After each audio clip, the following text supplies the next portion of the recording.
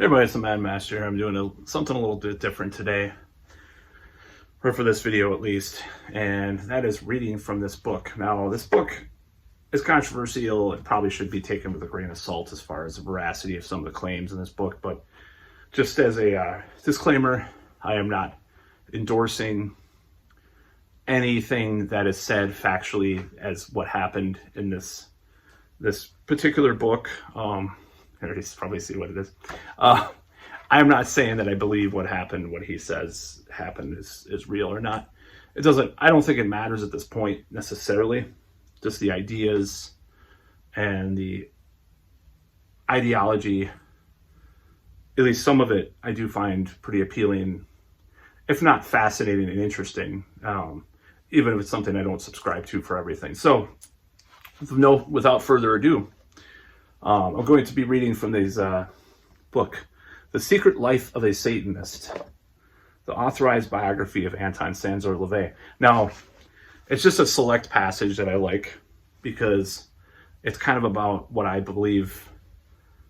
It's kind of been in my head for a while about politics and about what they really mean. And I just particularly like it. So I'm going to read this. It's on page 201. And it's called Masochistic America. And it's like towards the bottom. And I was going to read the rest of it. Maybe I'll read more in the future. But I'm just going to read this little passage. As for the political machinery in America, Lavey has very little positive to say, believing it's nothing more than a spectator sport, presented to keep people occupied while the real moving and shaking goes on elsewhere. Most people don't want to pick a leader, they want to pick an executioner. So when they elect a leader, they're really saying, I want you to pull the switch, not the other, pull that switch, or pull the switch, not the other one. Or I want you to pull the switch, not the other one. Pardon me. Now, said Lavey, there are too many Galatier zombies, straw boss zombies in charge who are media slaves themselves and more than willing to take from the deserving non-zombies that are left. Very Ayn Randian, by the way. Probably why I like Ayn Rand to some extent, because like Lavey took so much, and when I was in my formative years, like 19, 20 years old, I was like, oh, Lavey is interesting. Oh, maybe I shouldn't be throwing away all my satanic albums because like there's nothing, they're not going to hurt me. You know, I'm not going to kill someone because I listen to Mayhem or whatever. I didn't get into Mayhem until way later, but I still had this little bit of moral hesitation for a while.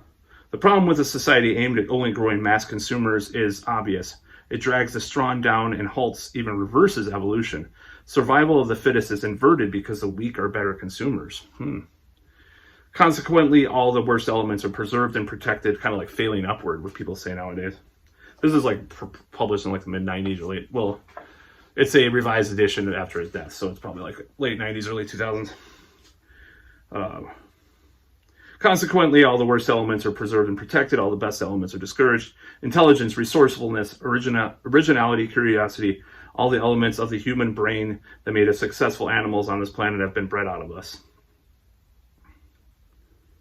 Let's see.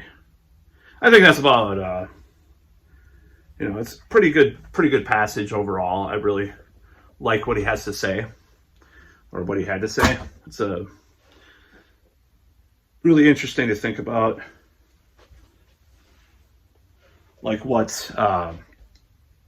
he had to say about things. Mitch Horowitz has a lot good to say about Lavey, even though he's also into like more positive, new agey kind of new thought kind of stuff, but he kind of ties